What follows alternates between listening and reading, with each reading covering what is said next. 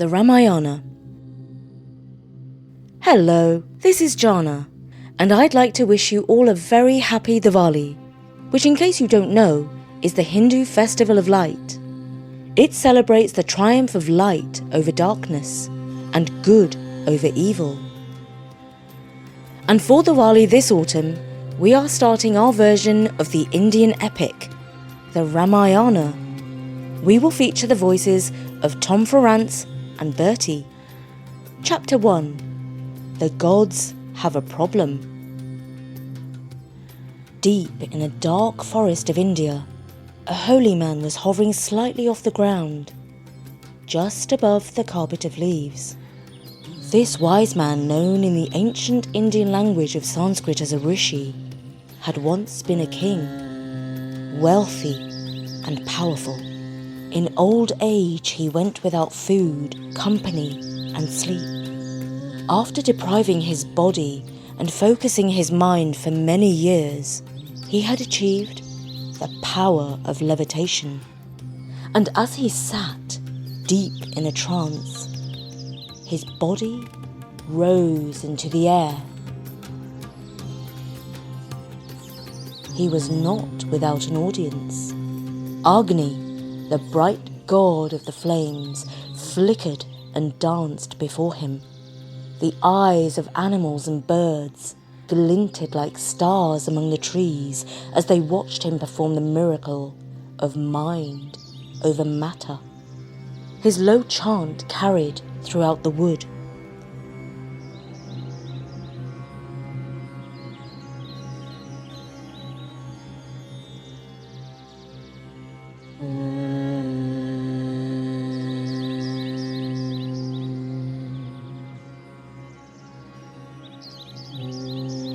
May all parts of my body, including those of speech, life, vision, hearing, become strong by being close to Brahman.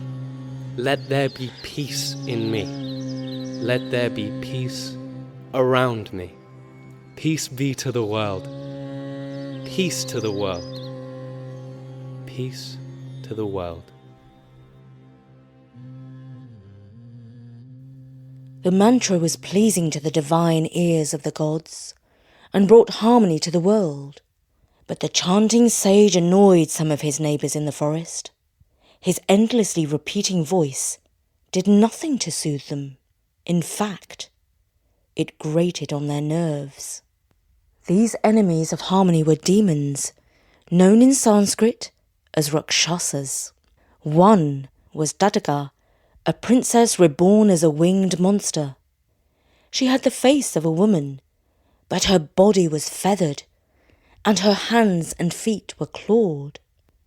She was determined to hinder the holy man, and she summoned her sons, Maricha and Subahu, to help her out with her tricks. The trio of demons flew at the floating sage, screeching in his face and chucking dirt and blood at his body. Dasharatha, terrible though she was, would not have dared insult the holy man and the gods without a powerful protector. She felt safe to misbehave because she served Ravana, the king of the Rakshasas, who at that time had gained great power. King Ravana was terrible to look at. He had 10 heads, 20 hands, and a chest as broad as a mountain. From his island kingdom of Lanka, he sent out agents of disruption and destruction. His aim was to stamp out holiness and harmony. Disharmony was his delight. The clashing clamour of conflict was his music. Long ago, he had pretended to be a saint. He went without food and finery. Brahma, the grandfather of the gods, was pleased and offered him a reward. Ravana asked to be made invulnerable so that no god nor demon could kill him. Brahma granted him this boon. But as soon as he gained great power, Ravana revealed his evil side and brought chaos into the world. Then it was too late. No god could stand in his way. As you might imagine, the gods were unhappy with this state of affairs. In heaven, they held a council of complaint. Indra, king of skies and weather, took the lead in speaking out. Lord Brahma, you have created a heavy problem for us, even though you did not mean to. Wherever rishis do us honor, Ravana, the arrogant king of Lanka, sends his fiends to frustrate them. There is nothing we can do because you made him invulnerable to our power. The grandfather of the gods shook his hair, as white as a swan, and replied, Indra, I hear what you say. Yes, it is true that Ravana is the most powerful Rakshasa that the universe has seen. Yes, it is true that in his presence the sun is afraid to shine, the winds are terrified to blow, and the sea dares not show a ripple on her face. But listen to this. I left a chink in his armor.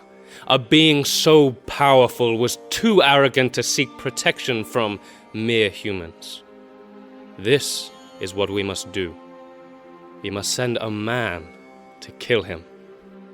This reply greatly surprised Indra, whose whole body flashed with lightning, as he thundered back.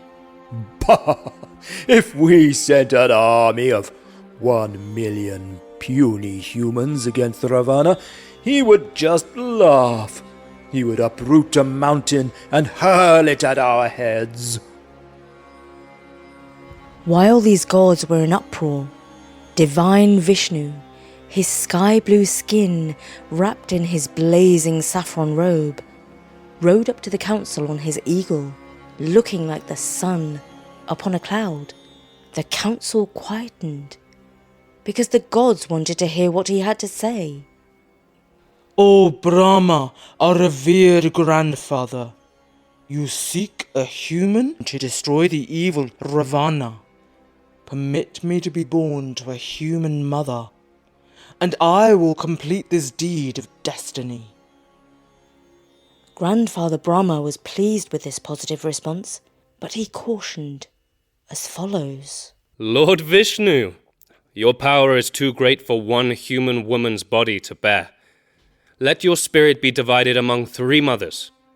I know how you must achieve this. In the blessed Kingdom of Ayodhya, the virtuous King Dasharatha has 3 wives, and as yet, not a single son. Allow yourself to be born to all 3 wives, but not in equal parts. And, when the time is right, you may bring peace to the 3 worlds by defeating the evil Rakshasa king. It shall be so, Replied the shining Lord Vishnu. The council was in agreement, and the divine plan was set into action. So now, let us turn to the human world, where the action of our story will take place.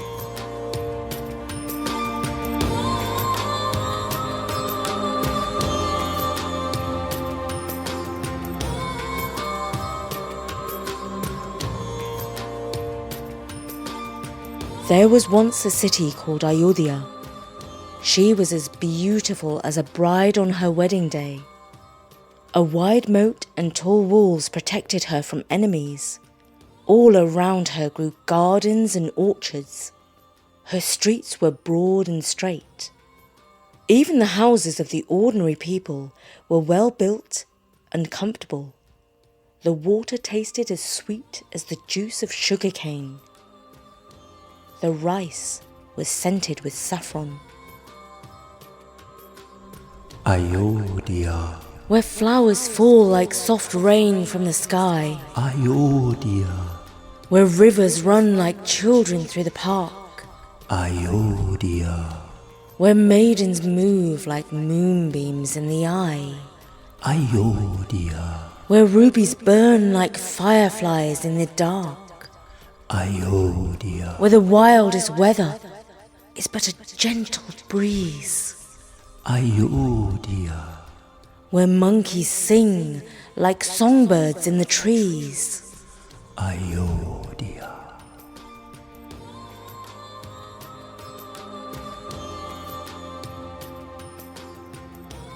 This lovely city was ruled by King Dasharatha, who was wise, just, and dedicated to holy law, known as Dhamma. He was loved by his family and by all the people of Ayodhya. This blessed king had but one sorrow. None of his 3 wives had borne him a son. He consulted the wisest sages about what to do to resolve this problem. After listening to what they had to say, he decided upon a sacred rite known as a yanga, in which a horse is sacrificed to the gods. The day of the yanga was set in the calendar. Dasharatha invited kings, holy men and nobles from all over the world to witness the ceremony. For weeks the workers of Ayodhya built pavilions, stables and houses to accommodate the visitors. The pillars were festooned with wonderful carvings, the walls draped in tapestries, and the floors covered with fine carpets. All were supplied with food and drink and entertained with music and dancing. Day after day, the priests performed sacred rites. Then came the day of the ceremony. Kausalya was the king's first and most revered wife. The high priest ruled that she must perform the sacrifice. So the queen wielded the sword and struck the horse with 3 blows. Later that evening, when the king was alone in the temple, he stood before a sacred fire and roasted some of the horse meat for the gods to savour its sweet smell and taste. The flames danced while the wise king tranced, until a fiery figure before him appeared, robed in red, with flaming head, with glowing skin and lion-like beard. His radiant, sun-like face was clearly not of the human race. His arms held out a golden cup, filled with the food on which the gods themselves sup. Then he spoke, in a voice as deep as a battle drum, "Good King Dasharatha, from the gods I come. This food I bring feeds the heavenly beings. You must give it to your lovely queens. And of this one instruction be aware, Queen Kausalya must drink the greater share. Soon your wives will bear the sons you crave. This is the gift that Lord Brahma gave." King Dasharatha reached out and took the golden cup from the flickering figure of the flames. He did exactly as he was told, feeding the divine food to his wives, spooning it into their mouths, and he gave the largest part to Queen Kausalya, his first and most revered wife. When he had finished feeding the divine food to his wives, he was happier than a poor man who has suddenly come into money. 9 months later, 4 sons were born to him. Queen Kausalya gave birth to Rama. Never had the world seen such a beautiful human being. His face was like the moon on an unclouded night. As he grew into a boy, his talents shone like stars. He could shoot the keenest arrow. He could ride the fastest elephant. It was his joy to perform his father's will. Above all, he was wise, just, and steeped in Dhamma. Queen Sumitra bore 2 sons. Lakshmana was devoted to his half-brother Rama and followed him like his shadow. Shatrughna was his twin, also just and brave. And the youngest queen, Kaikeyi, the favourite of King Dasharatha, gave birth to the worthy Bharata. When the boys reached the age of 13, a sage came from the forests to speak to King Dasharatha. His name was Vishwamitra, known as one of the holiest of men who had ever lived. King Dasharatha, honoured by a visit from such a famous holy man, knelt down and touched his feet. Wise sage, We are truly honoured by your visit. Name any request, and I shall grant it. I do have a request, but before I ask it of you, let me explain my situation. It is highly unusual for me to come to the city and your magnificent palace. Normally, I live alone in the woods. My sole purpose is to perform sacred rites that please the gods and bring harmony to the universe. I have lived like this for many years, but nowadays, as I perform my mantra, I am harassed by rakshasas that fly at my head and fling dirt and blood at me. My request is this: lend me Rama, your oldest son, that he may fight and defeat these evil fiends. Oh, ask for anything, but not this. My lotus-eyed child is not old enough for war. Let him stay at home and play with his toys. I shall send an army of 10,000 men to slay those noxious demons. Did you lie when you said you would grant me any favour I asked? I did not lie, but Rama is my favourite son. I cannot allow you to take the apple of my eye. You have stored up worth and virtue all your long life. Now with this deception you throw it all away.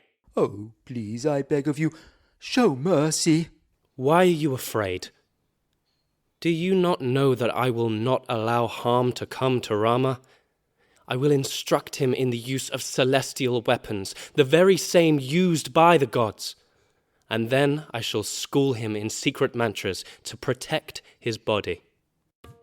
The king almost fainted with grief at the thought of losing his son. However, he consulted his priests and holy men, and they advised him not to deny Vishwamitra his request.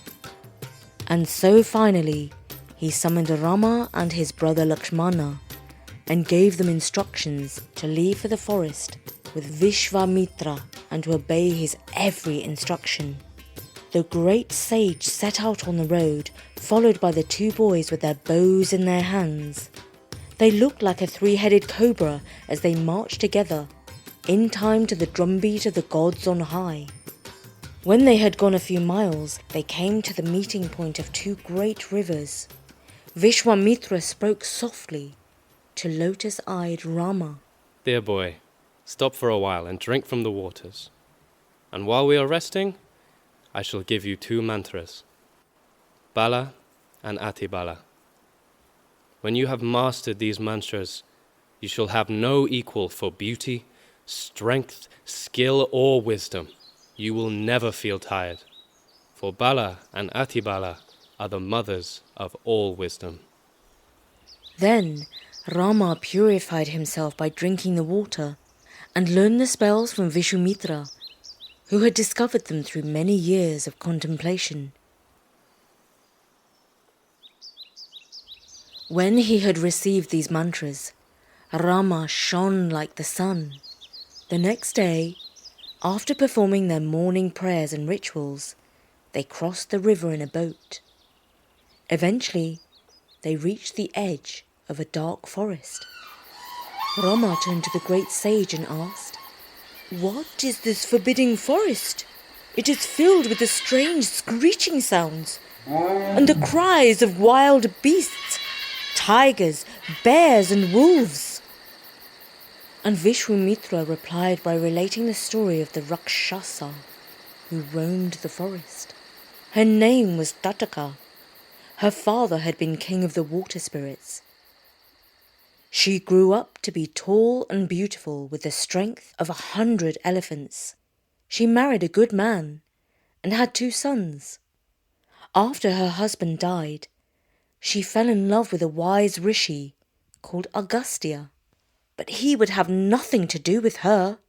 His rejection drove her mad, and she began to taunt and disturb the rishi every time he went into deep meditation, so that he could not carry out his rituals. In a fit of anger, Agastya cursed Tataka and her sons, turning them into man-eating Rakshasas. Vishwamitra ended the story by saying, And now the only man alive who is strong enough to kill this Tataka is you, Rama. But Great One, how can I kill a woman? Have no mercy, even though she is a woman, because her heart is evil, and she possesses great strength. Think only of this. Her death will bring greater harmony to the world. In Ayodhya, my father told me to follow all your commands without hesitation. I shall do as you say, out of respect for my father's words, and for you, who are wise and holy. After this, the sage and the two boys continued into the forest, until they came to a clearing, where Vishwamitra told Rama that he must make a sound to attract Tataka, the evil Rakshasa. Rama twanged the string of his bow, making a humming sound that resounded through the trees, and soon Tataka appeared. Her face was hideous with rage, and she was dancing, hissing, spitting, and flapping her feathered arms. "Lakshmana, have you ever seen such an evil being?" said Rama to his brother. "But horrid as she is, I do not want to kill her, as she is a woman. See, I shall shoot off her ears and the tip of her nose, to send her back to where she came from." But as he spoke, Tataka began to hurl a shower of stones at the two brothers. This roused Rama's anger, and he lifted his bow to take aim. Tataka charged him, her heels kicking up a cloud of dark dust, her lungs letting out a piercing cry. Rama loosened his arrow at her. It struck her in the chest, and in that instant, she dropped to the ground. The sound of her dreadful voice ceased, and the forest fell silent. The gods looked down from heaven and saw Tataka lying lifeless on the ground. Then they rejoiced, and Vishwamitra kissed Rama on the head, saying, Bless you, tiger among men, I am pleased with you. That evening, Vishwamitra gave Rama a magnificent reward for his valour. He presented him with weapons that are normally wielded by gods and demons. He gave him shining swords, lances and maces, and magical projectiles including discuses and spears. And with these arms, Rama was the greatest soldier on earth. The following day, they continued their journey until they came to a lovely place filled with deer and sweet singing birds, known as the ashram of the perfected being. Here the great sage went into a deep state of meditation, while the two princes stood guard over the ashram for 6 days and nights without sleep. At the end of the 6th night, the sky was filled with a terrible screeching sound. The sons of Tataka, Maricha, and Subahu came hurtling out of the sky, shooting blood at the princes. When this happened, Rama turned to his brother, saying, "Now I shall scatter these evil flesh-eating Rakshasas like the wind scatters clouds in the sky." And then he fired a holy weapon into the breast of Maricha, who dropped to the ground, still writhing and yet alive. "See, he is not dead yet," said Rama, who then chose a yet more powerful weapon to finish him off. Tataka's other son, Subahu, was now more enraged than ever. But Rama fired at him, and his body whirled around and was flung into the sea some 800 miles away. Then a dark cloud of yet more Rakshasas flew in for the attack. The noble princes Rama and Lakshmana fought them off until all evil demons were dead. When Vishwamitra finished his holy rituals, he learned of what Rama and his brother had accomplished and was delighted. He told them, You have followed your father's orders and completed your task. Now this ashram is truly perfected. Tomorrow, I shall head off on a journey to visit King Janaka in the Himalayan mountains. He possesses a divine bow. Any prince who can string and fire the bow shall win the hand in marriage of his daughter, Princess Sita. Will you accompany me on this journey and try your luck with this bow? And of course, the two boys agreed to follow the wise Rishi. And that was the first part of our version of the Ramayana. It was adapted by Bertie and featured the voices of Tom Ferrance and Bertie. The original was written in ancient Sanskrit, and you might be interested in knowing a smattering of Sanskrit words. For example, a wise man in Sanskrit is a rishi. Perhaps you've heard Britain's new Prime Minister is called Rishi Sunak. His first name means a sage or a wise man. A related word is a guru, who is a teacher. And as you heard in the story, a rakshasa is a demon or a monster. And before I go, I'd just like to give a special shout out to our listener, Charlotte Grace from Cornwall, who recently turned 8 years old. To all our listeners, you can support us on Patreon or via PayPal. Just go to storynori.com to find the links. And if you like stories of a spiritual nature, we are starting a new podcast called Relaxivity. It's a little more grown up than Story Nori and ideal for adults and teenagers. That's Relaxivity in all good podcast apps or in the web at relaxivity.app. For now, from me, Jana, at storynori.com. Bye for now.